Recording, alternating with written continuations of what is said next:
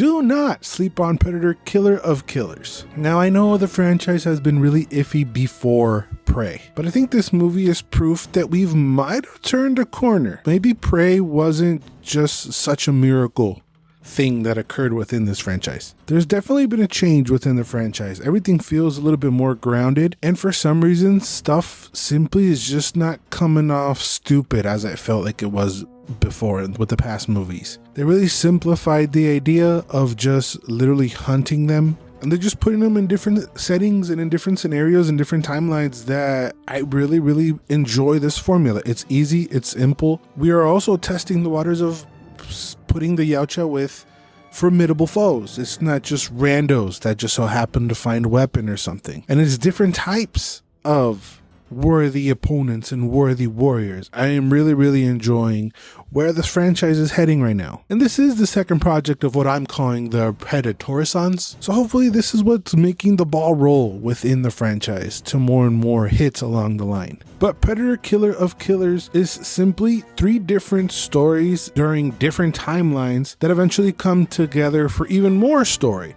So the first story is about this Viking lady who's seeking for revenge. The second story are these samurai brothers that are really competitive and have probably different ideologies and have to face each other. And the final story is about this pilot boy who's really trying to prove himself and that he's not only what everybody is telling him to be. So all these stories are wrapped while being hunted by Yautja, while being hunted by these aliens. And I like that it's different Yautjas. They each have their own style, they each have their own weapons, their own way of doing things. And it helps that it's in this type of animation. I really love the low frame rate, cell shaded animation. The combination of 2D and 3D techniques really make everything look cartoony yet pop on screen. Of course, it makes me think of Arcane and, Spider-Verse, but I think it works very well for the Predator series as well. Now, this is written and directed by Dan Trachtenberg. Hopefully I'm pronouncing that right, who also wrote and directed Prey. And it's clear now with his only second project that he has a great feel of the franchise. He knows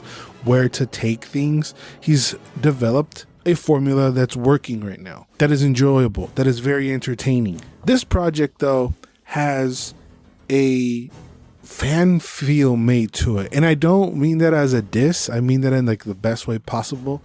It has that thing that fan made projects are really capture, which is the soul of whatever franchise that the film or the short is being fan made of. It really feels like the person who's behind it really understands what the hell's going on and how to move the intricate pieces within this franchise, within this world. All the good things about fan made stuff, it feels like it's here, that essence, that feel of complete understanding of the world. And I don't mean budget wise or visually or, whatever the fans are not really capable of doing due to lack of budget or whatever. It's just the feeling of a fan made project. It's almost like a fan code that you understand that the person that is watching this sees the same thing. Now, I'm not a gigantic Predator fan, but I am very close with someone who is a gigantic Predator fan.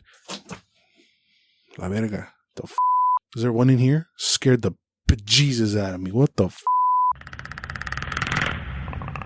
Y'all can't do this to me. I got a bad heart. So with franchises, there is this code between people who understand and love the franchise. We understand why we like that, and I feel like this movie has that. That really just scared the shit out of me, so I'm just gonna move on. The fighting is unbelievably dope, and I don't just mean the fighting between the warriors and the predators, but there's also a lot of fighting between the humans of the stories as well, and that is unbelievable. They each come with a different type of style. Of course, the Viking is gonna fight differently than the samurai, and the fights in those different stories without even the Yautja being involved is still very entertaining and very fun. They're fantastically gory with bloods and guts and brains everywhere, and again, this art style really accentuates that. It really enhances the goriness. It's really captivating. It was kind of funny to me that it was always an ongoing theme that they would manage to find a way to knock the helmet off the Predator because it would be completely cheating if he continued to fight with it. But like I said, each story has different Yautja, and they each have different weapons, and they fight completely different, and they have completely different statues. There's this big buff one.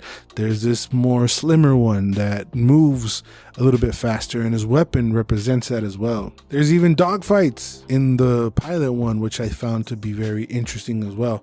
And littered throughout the entire movie, there's just fun kills all around. It's very, very entertaining. And I can't see how fans of the series would be disappointed with that. There could be possibly a few nitpicks here and there, but overall, this whole thing is fantastic. And I really wanted to see if there was any like humongous stars attached to the voiceover, because no one really jumped out of the page to me. And after Googling, I only recognized Michael Biehn, aka Kyle Reese from the Terminator series, and Damian Haas from Smosh Games. Which, shout outs to that guy. It's kind of cool that a YouTuber's in this project. But those are the only two people that I recognize. No dissing anybody else from the cast. Just simply, I just don't know who you are. But everybody was amazing and fantastic. Everybody played their part like they were supposed to. The music was also really good. The sound effects of not only like, you know, like your classic Predator sound effects, but the guns and the weapons and the sound design in this thing was really, really amazing as well. There was even a couple Easter eggs that I won't spoil. One Easter egg is definitely very interesting. Like, it makes you question some things, and another one was also really, oh shit, you know, made you do that. Ultimately, the ending of this thing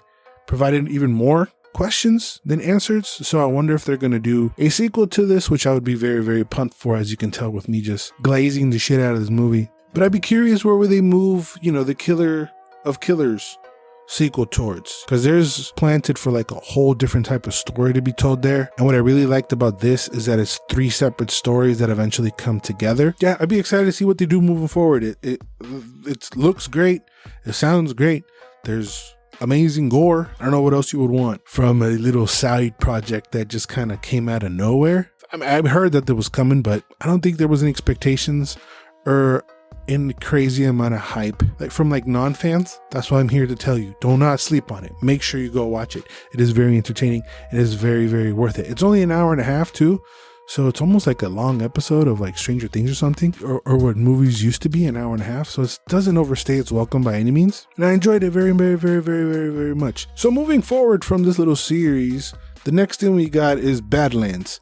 And again, it's the same director, it's the same guy who wrote it. I feel like the franchise is in good hands. And I feel like if Badlands is a banger, this guy just is going to earn a ton of trust with the fans for him to continue to create media for this franchise. If you are even remotely curious, give Predator Killer of Killers a shot.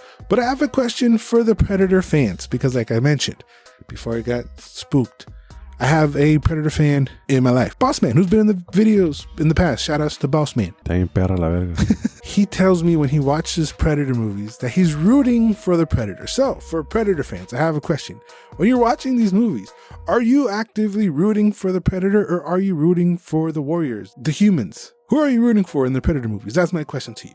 And while you're down there typing that out, if you could like this video and subscribe to the channel, I would greatly appreciate it. Thank you guys for watching. Remember to always and forever, you do you. That's my Snorlax Predator. I can't do it.